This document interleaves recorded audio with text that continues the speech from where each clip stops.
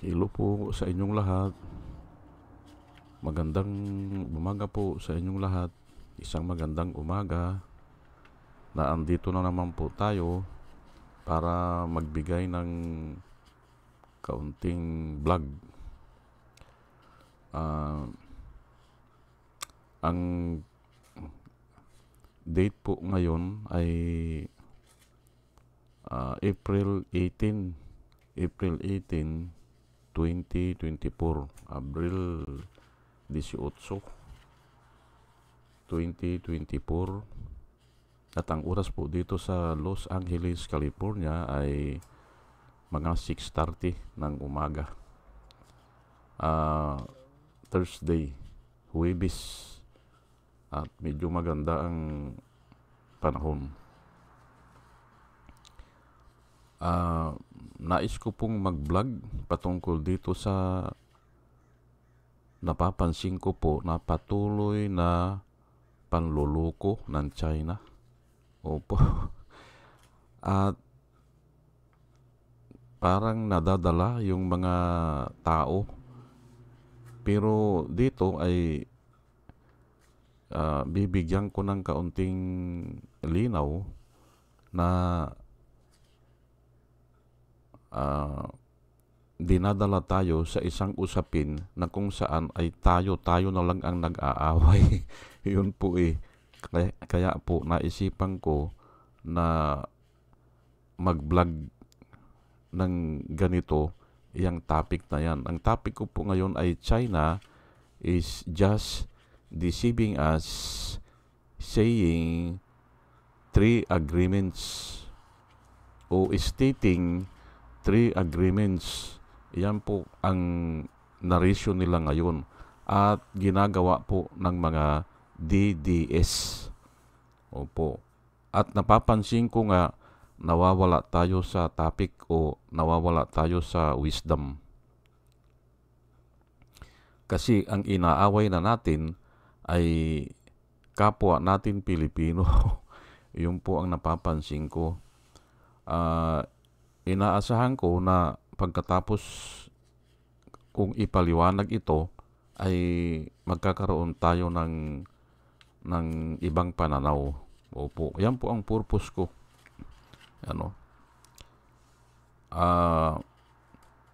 China is just deceiving us, saying 3 agreements. Ay ito po yung mga narration nila na wala namang dokumento, hindi ba? Na kung minsan ay nadadala tayo na pinapaniwalaan natin. Yung una po ay si Irap daw ang nag-promise to remove the BRP Sierra Madre. Aywan ko kung verbal yan o sa pamamagitan ng backdoor o pero wala yan. Maaring siguro tinatanong lang siya, katulad natin kung minsan tinatanong tayo, hindi natin sinagot, ay i-assume na nung kausap natin na yes. Ganun po yan. I-assume na nila kasi hindi tayo sumagot. Ganun nga yun O kaya, sumagot pero dinaan sa butas ng ilong. Ibig sabihin ay verbal lang o kaya ay ayaw niyang sagutin pero para matapos na ang usapan o matapos na ang pag-uusap ay ganun nga, sasagot na lang ng yes, pero ayaw niya. Ganun yan. Lalo na sa mga politiko. Ganun po ang style ng mga politiko po Ngayon, ang susunod po ay ito. Yung si Digong ay nag-promise not to bring construction materials doon sa BRP Sierra Madre. Ayan. Pero ay verbal din. Kaya dapat hindi natin hindi natin na pansinin yan Although na yung evidence ay overwhelming po yan na talagang pumasok si Duterte sa ganyang kasunduan. Ako naniniwala ako dyan. Baka mas masahol pa. Opo. At saka yung panghuli ay even Bongbong Marcos promise good things in the beginning of his term. Yan po ang pinapalabas nila Pero ngayon ay medyo daw nagbabago na. Ayan po Pero yan ay verbal na naman yan siguro kung mayroon mang ganun. O mayroon nga na magandang promise o magandang pakitang loob. Hindi ba? Ay mga politiko po yan Hindi ba? O dumalaw dun sa kanila nung mga ilang araw. Hindi ba? Ay talagang ganun Hindi ba? Pero ang sasabihin ko po sa inyo ay kahit naman ano pwede nilang sabihin hindi ba? Kahit ano pwede nilang sabihin.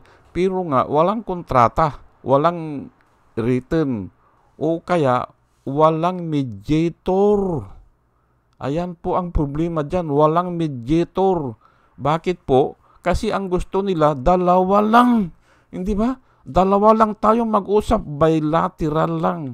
Iyon ang dapat nating isipin na hindi tayo pumapayag dyan. Si Noynoy po, si Pinoy, hindi pumayag dyan. Hindi. At saka, kuwan po, yan, labag sa pamantayan o labag sa practice o labag sa kabutihang asal na dalawa lang kayong mag-uusap.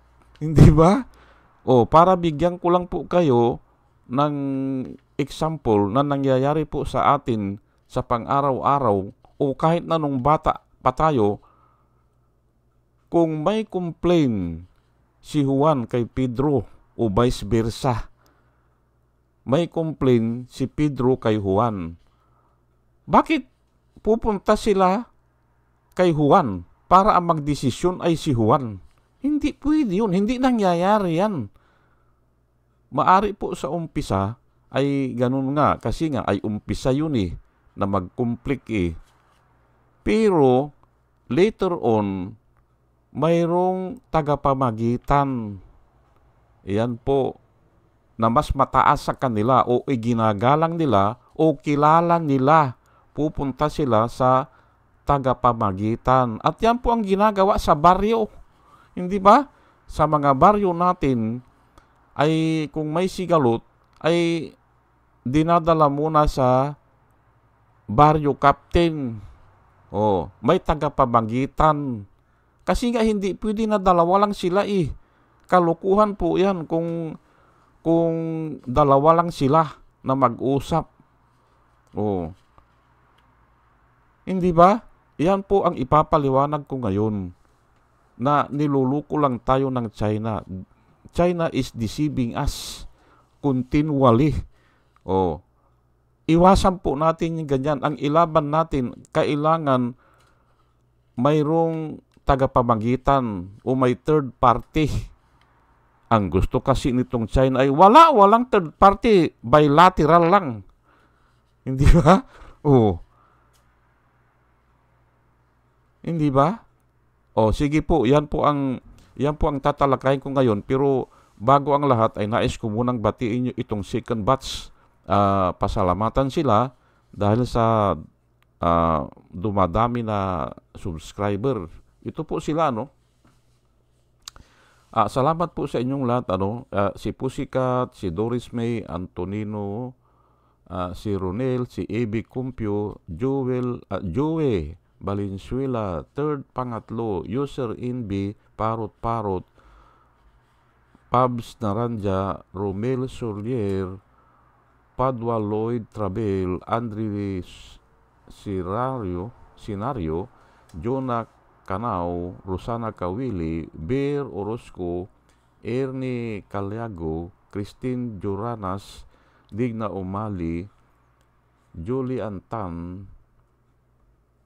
Jose Javier Niabot, Andy Gimpaw, User GH, RC Guillermo, Joseph Angelo, Mayra Midaina, Rafael Aquilato, Mayet Hensio, Dio Yanong, Bilya Liganyo,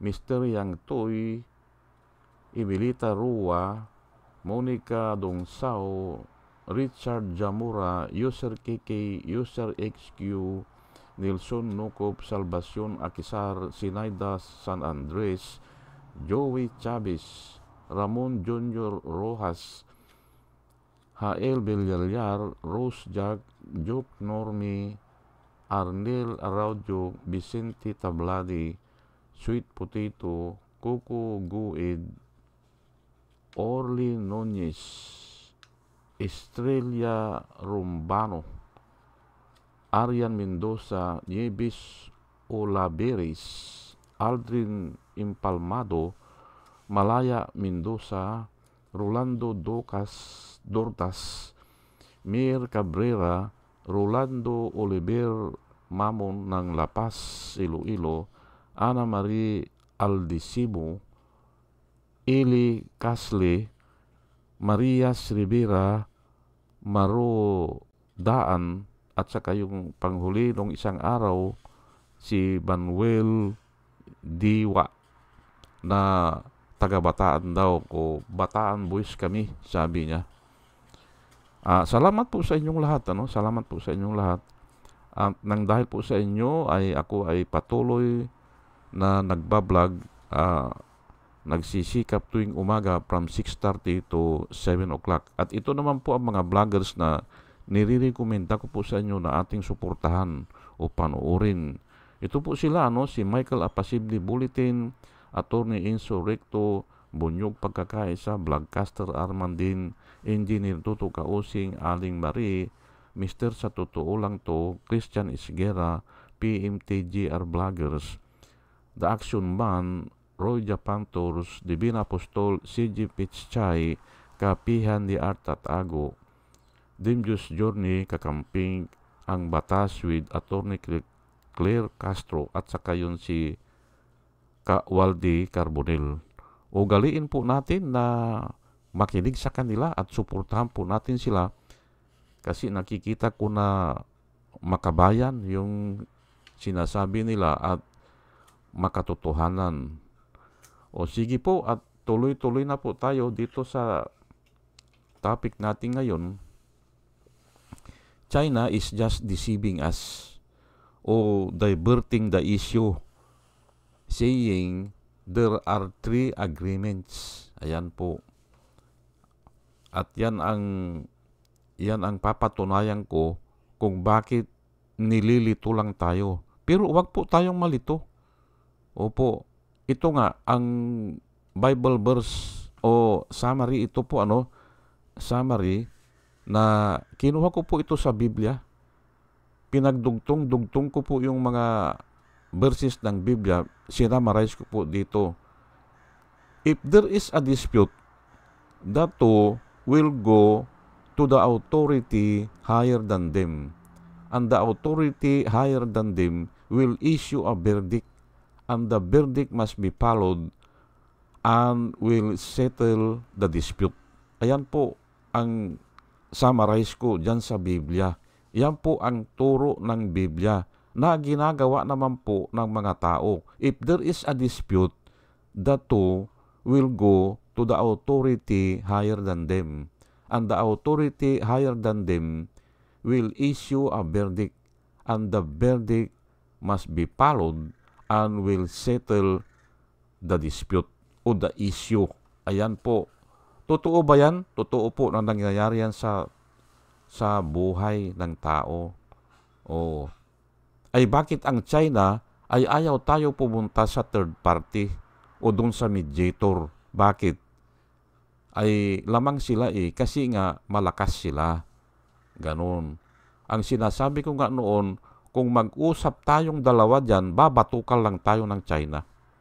Hindi pwede. Kaya nga si Pinoy ay idinulog ang sigalot sa UNCLOS. Na tama po yun at may desisyon at yan ang kinakalinga ng buong mundo. Yung desisyon na yun. O, hindi ba? O, kaya nga ayaw ng China kasi alam nila natalo sila. O, wala silang karapatan. O, gawa-gawa lang nila yung mga history nila. Kunyari lang, hindi ba? O, ayan po ang reason ko dyan. At palagay ko naman ay kahit na yung bata na maliit, yung elementary, ay maniniwala dyan. Kasi kung minsan nakikipag-away din ang bata hindi ba? O, ay nagsusumbong sila dun sa mataas sa kanila o dun sa teacher nila. Ganun po yan. O sige, at palagay ko maliwanag na niluluko lang tayo ng China. Kasi nga, napansin ko yung karamihan sa atin, ang inaaway na ay yung, o ang pinag-uusapan na ay yung ginawa ba yung agreement o hindi. Ay una sa lahat ay hindi pwede ang agreement kasi nga walang witness o hindi papel, hindi nakasulat sa papel. Oh. Ay pero ito mamaya hahagipin ko po yan Pwede naman yan kahit na dalawa lang kayo. Pwede naman yan. Pero kung ang circumstances ay talagang dadalawa lang kayo. Dun sa area. Hindi ba? Pwede yan. At doon po papasok ang Diyos. Kasi alam po ng Diyos yan Nakipag-agreement ka tapos hindi mo tugtuparin ay alam po ng Diyos yan. Ikaw din ang paparusahan ng Diyos. Ganun po yan. Hebrew 6:13. Itataas ko lang po Ayan. Ayan, nakataas na pala Hebrew 6:13 hanggang 14 at itutuloy ko po 15, 16, 17. Ayan po. Para maintindihan po natin ano itong sinasabi ko dito.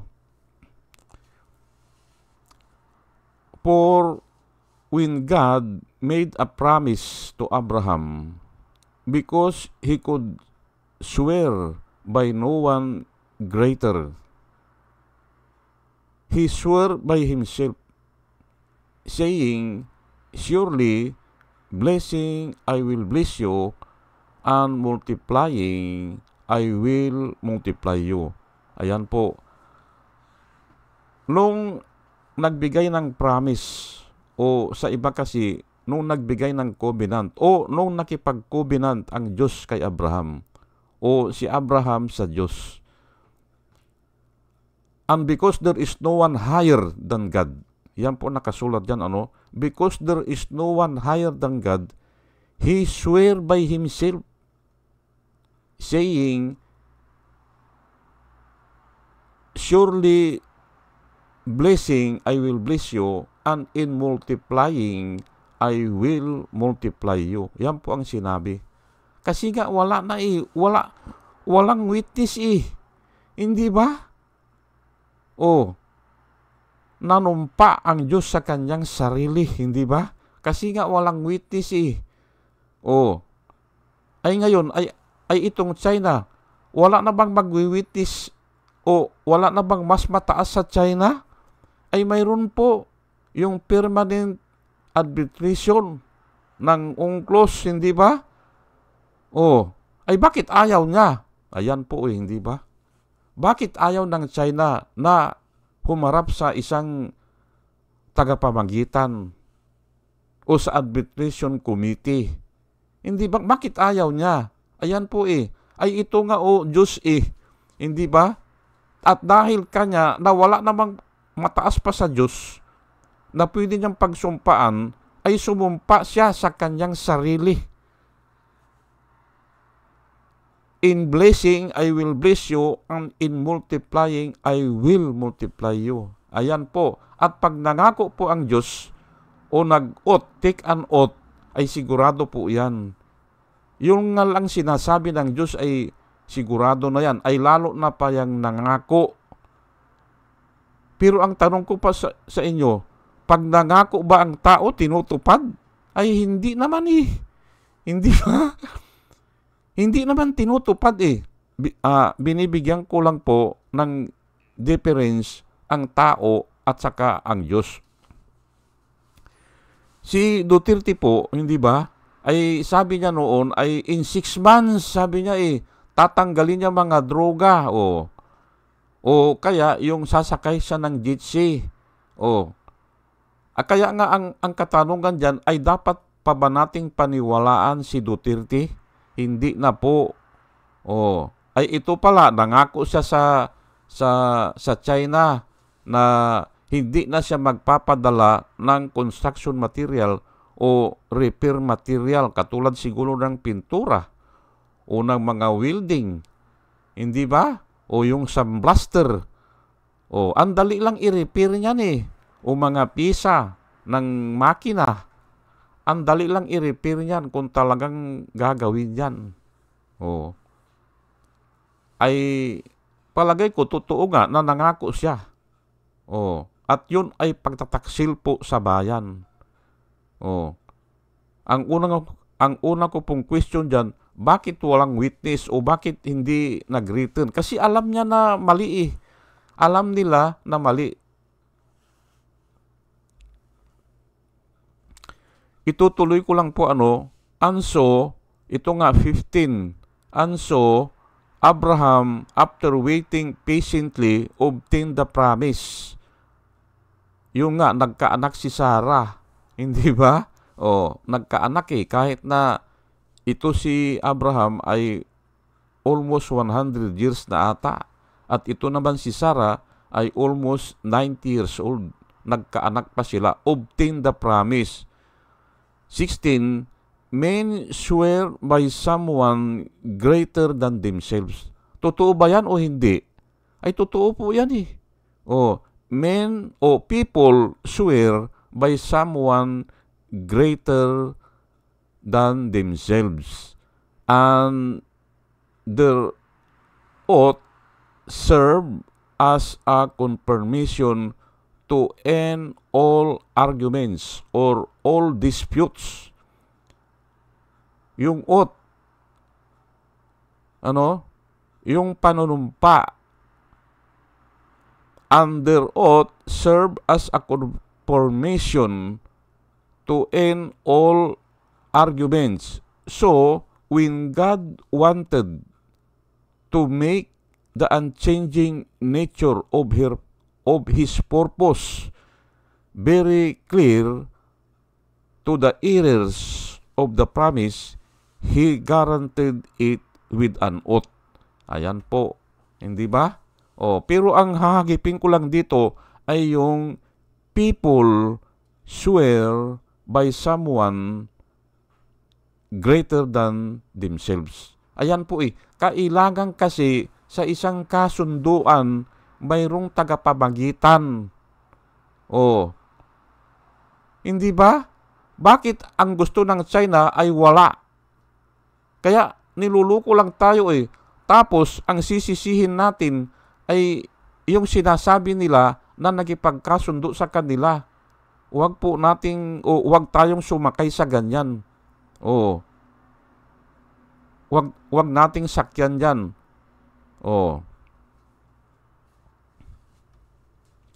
Galatians 3:15, brothers, let me put this in human terms.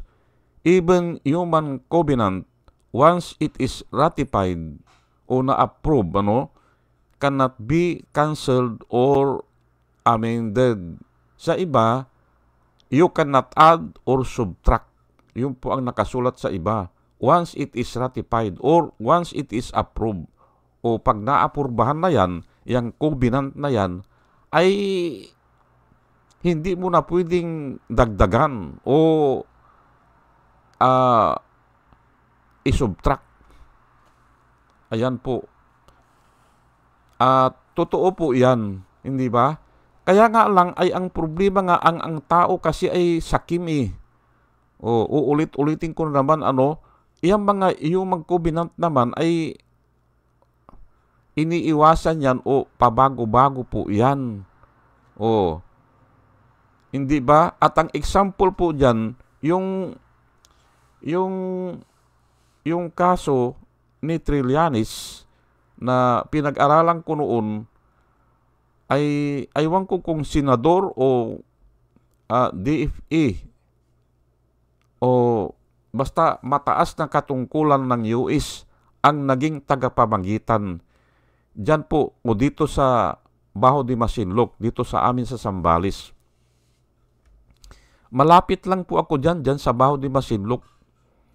Opo, at dyan kami bumibili ng isda dati nung maliliit pa kami. Dyan, malalaki ang isda na dinadaong dyan eh. Kaya kung mayroon kaming okasyon o may handaan, dyan kami bumibili. At yan nga nakipagkasundo ang China at ang Pilipinas sa pamamagitan ng backdoor kay Trillanes. Pero ang alam ko ay isang mataas na opisyal ng Amerika ang naging witness o tagapamagitan. Umalis yung mga barko natin, pero hindi umalis yung 3 barko ng China. Hindi ba? Nasamantalang na andun sa kasunduan ay aalisin lahat ang barko. Ayan po eh. Hindi nga sinusunod eh. Kaya iniangat ni Pinoy o ni Noynoy ang usapin sa permanent arbitration ng UNCLOS. Hindi ba? At nanalo po tayo dyan. Hindi ba? Pero ang sinasabi ko lang dito, may tagapamagitan. At naniniwala ako, nung nakita ng Amerika yan, ay simpre siya ang nag-witness eh. Nakita niya na hindi naman pala sumusunod itong China. Nakita niya, gigirahin nila yan. Kasi para siyang para po siyang binaliwala o mawawalan siya ng parang honor. Hindi ba? Siya ang nag-witness o siya ang tagapamayapa. Ay tapos yung napagkasunduan ay hindi naman sinunod ng China. Gigirahin yan. Yun ang assessment ko po dyan. At hindi lang yan, pati yung mga kaalyado niya, galit dyan sa China. At ito nga, napansin ko, itong India, ay gusto ng trigger happy rin ito eh. Palagay ko, sasama talaga yan eh. Para banatan yung China eh. Hindi ba? Ayan po, kailangan talaga ang may tagapamagitan. Para kung hindi sumunod yung isa, ay ang kalaban niya ay yung mataas na tao o yung someone greater than themselves.